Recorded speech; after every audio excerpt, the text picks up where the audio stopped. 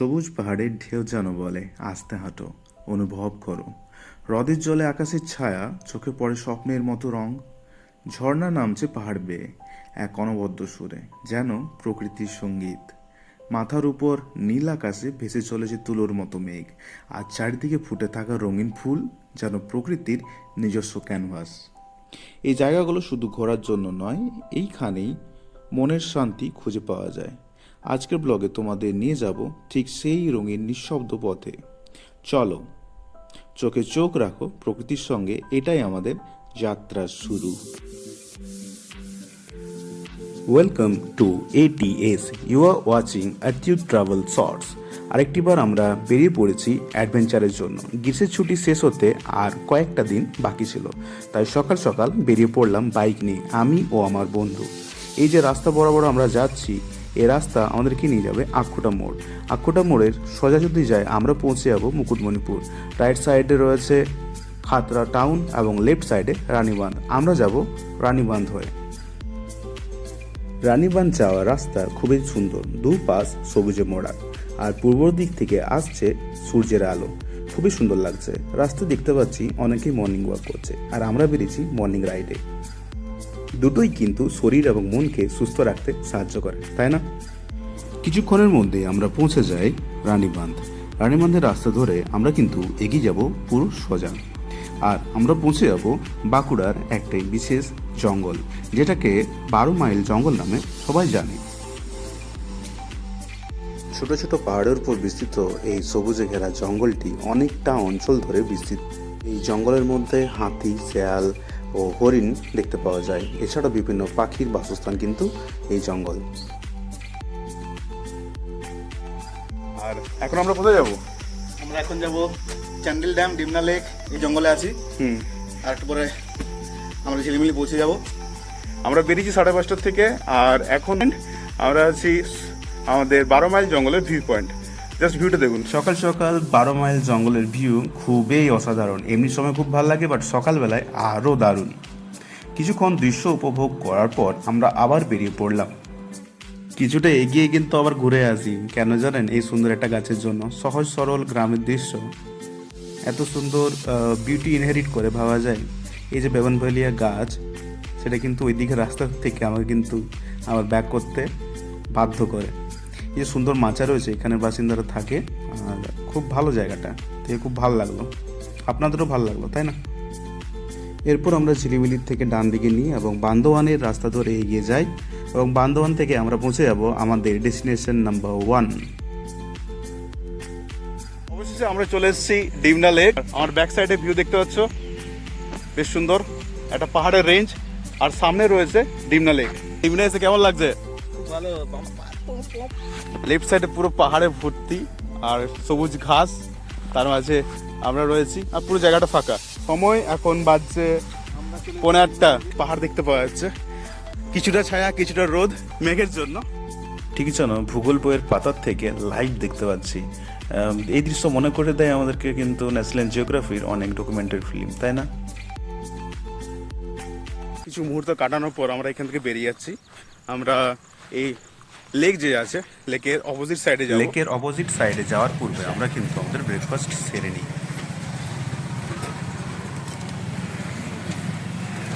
ये किस चीज़ का है? बेसन का और आटा,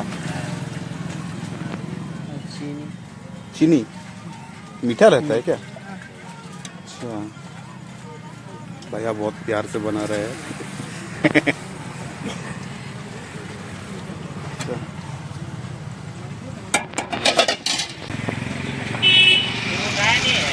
কেমন লাগছে? খুব সুন্দর, বেশ সুন্দর taste. Breakfast now, just feel the moment. এরকম জায়গায় বসে ইজিলি কিন্তু ঘন্টার পর ঘন্টা কাটানো যায়।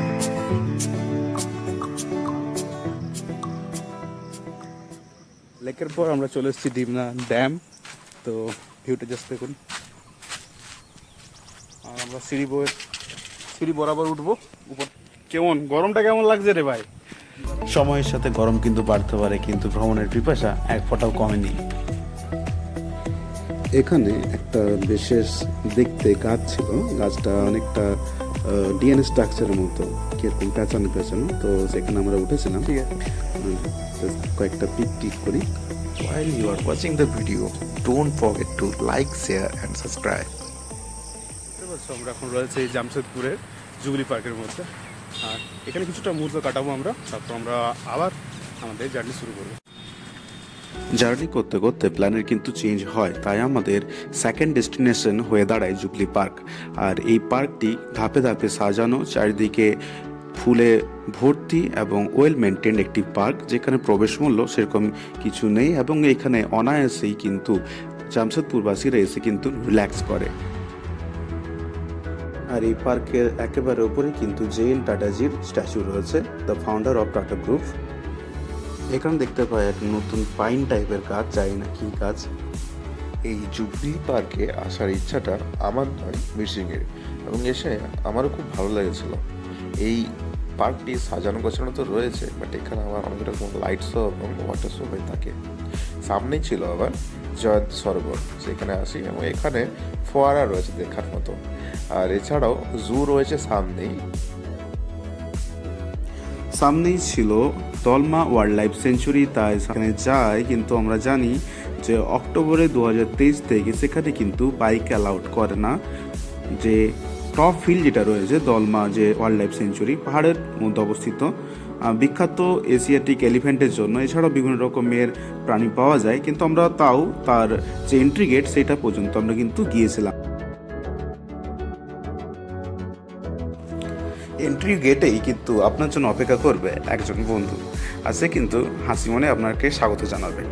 আর এখানে কিন্তু একটা ইকো রিসর্ট ছিল, এখানে কিন্তু থাকার ব্যবস্থা রয়েছে। এছাড়া এখানে যদি আপনি সাফারি করেন, সেখানে কিন্তু এরকম প্রাণী দেখতে পাবেন, কিন্তু অ্যালাউড না থাকার জন্য বাইক আমরা কিন্তু আবার আমাদের নেক্সট জার্নি শুরু করি আমাদের নেক্সট ডেস্টিনেশনের দিকে। সেটা ছিল চন্ডিল ড্যাম। আর চন্ডিল ড্যাম যাওয়ার যে রাস্তা জামশেদপুর থেকে, সে রাস্তাটা ছিল খুবই সুন্দর, চারিদিকে পাহাড়ে ঘেরা ও সবুজে মোড়া। বাইক চালাতে কিন্তু অসাধারণ লাগছিল। আর যেতে যেতেই আমরা কিন্তু পৌঁছে যাই আমাদের নেক্সট ডেস্টিনেশন চন্ডিল ড্যাম। লেফট সাইডে চন্ডিল ড্যাম দেখা গেলেও অপোজিট সাইডে যেতে হয়, সেখানে কিন্তু রয়েছে বোট রাইড, আর আমরা করবো বোট রাইড। সেই জন্য আরও একটু এগিয়ে যাই।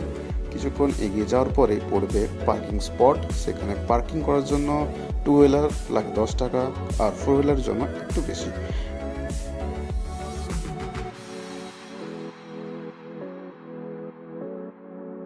এরপর আমরা বোট রাইড করার জন্য টিকিট কাটি এবং বোটে উঠে পড়ি। বোটে ওঠার আগে কিন্তু আমাদেরকে লাইফ জ্যাকেট পরতে বলা হয়। লাইফ জ্যাকেট পরে আমরা কিন্তু বোটে বসি। পরিষেবা খুব ভালো এখানে। এখন আমরা বোটে বসে গেছি আর বোট রাইড শুরু হবে, স্পিড বোট রাইড। দূরে বিভিন্ন রকমের পাহাড় দেখতে পাওয়া যাচ্ছে আর জল, আর এই বোটের অবস্থা। আর আমার ফ্রেন্ড বাকিরা আসছে ব্যাক সাইডে বসার জন্য। এখানে আমাদের পার হেড 150 টাকা করে নিয়েছে, আর 6টা সিট রয়েছে, একবারে 6 জন যেতে পারে, আর এছাড়া 4 জন যেতে পারে। সামনে রয়েছে আর একটা বোট।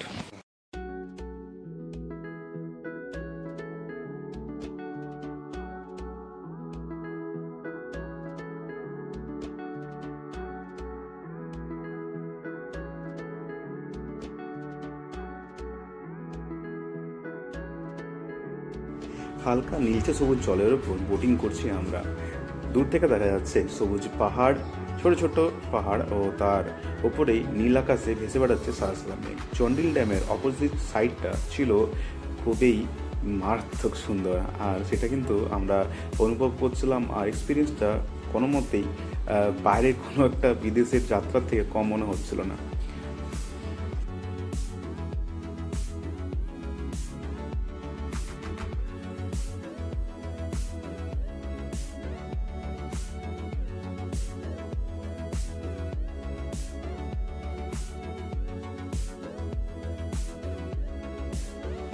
বোট রাইডের জার্নিটা ছিল প্রায় 10 মিনিটসের মতো, আর একটা জাস্ট রাউন্ড করে কিন্তু ঘুরে নিয়ে আমাদেরকে আবার একই স্থানে নিয়ে যাওয়া হয়।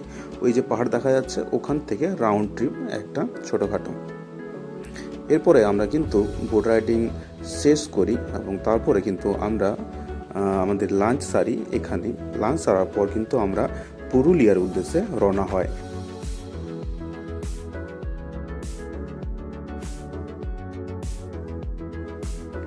কিছুক্ষণের মধ্যে কিন্তু আমরা পৌঁছে যাই পুরুলিয়া, ঝাড়খণ্ড থেকে ওয়েস্ট বেঙ্গল ঢুকি। আর এখানে আমরা চলে আসি টুরকা ড্যাম। এই জায়গাটা রিসেন্টলি ফেমাস হয়েছিল পুরুলিয়ার পেহেলগাম নামে, বাট কোনো একটি জায়গাকে অন্য একটি জায়গার সাথে তুলনা করা ঠিক নয়। প্রত্যেকটি জায়গা তার নিজস্ব ঐতিহ্য বহন করে। জায়গাটাতে হাতির সুর ফুলে কিন্তু ভর্তি ছিল চারিদিকটা, আর সামনে ছিল টুরবে ফলসের লাস্ট পার্ট। তো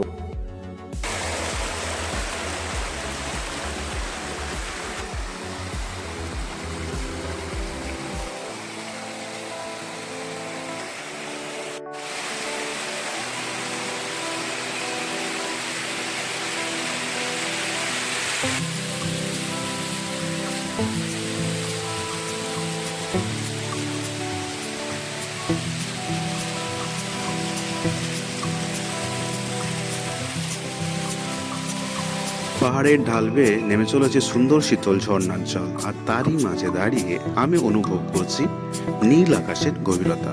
এই গ্রীষ্মের মধ্যে এর থেকে রিফ্রেশিং আর কি কিছু হতে পারে? পুরোপুরি স্নান করে ফেলেছি, জাস্ট অসম লাগছে। জল আরও যদি বেশি থাকতো আরও বেশি ভালো লাগতো, বাট তাও স্নান করে প্রচুর ফ্রেশ লাগছে এই গরমের মধ্যে। কিছুক্ষণ পরেই এই ফ্রেশনেস বডির থেকে ঘাম হয়ে বেরোতে শুরু করে। তো যাই হোক, আমরা কিন্তু এখান থেকে বেরিয়ে যাই, এবং যাওয়ার আগে বলতে হবে টুরকা ড্যামটা ছিল কিন্তু খুবই এক সুন্দর জায়গা, এবং এটা কিন্তু ছিল ঠিক টুরকা ড্যামের মতনই, পেহেলগাম নয়, টুরকা ড্যাম ছিল টুরকা ড্যামের মতোই। এরপর আমরা আঁকাবাঁকা রাস্তা ধরে এগিয়ে যাই এবং পাহাড়ে শুরু করি উঠতে। হ্যাঁ, অযোধ্যা পাহাড়ে। অযোধ্যা পাহাড়ের পথ আমাদেরকে কিন্তু ঠিক নর্থ বেঙ্গলের হিলি রোডকে মনে করিয়ে দেয়।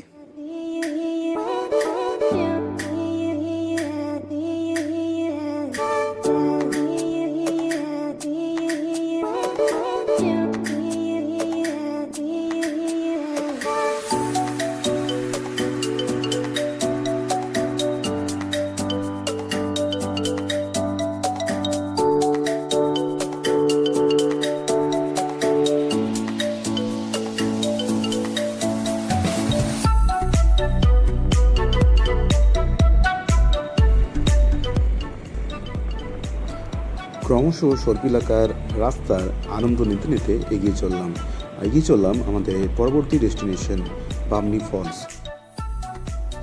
এখান থেকে ভিউটা খুব সুন্দর, তাই না?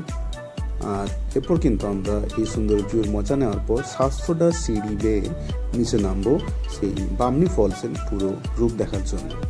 কি ম্যাজিক্যাল ভিউ, তাই না? অবাক করার মতো। এখানেও কিন্তু আমরা ফ্রেশ হয় এই দৃশ্য দেখে এবং এর জলে স্নান করে। অনেকে বলে পাহাড় আমাকে ডাকছে, বাট পাহাড়ের ডাক শুনে সবাই তো চলে যায়, কিন্তু সেখানে প্লাস্টিক পলিথিন ফেলে চলে আসে, যেটা কিন্তু দেখতে খুব মর্মান্তিক।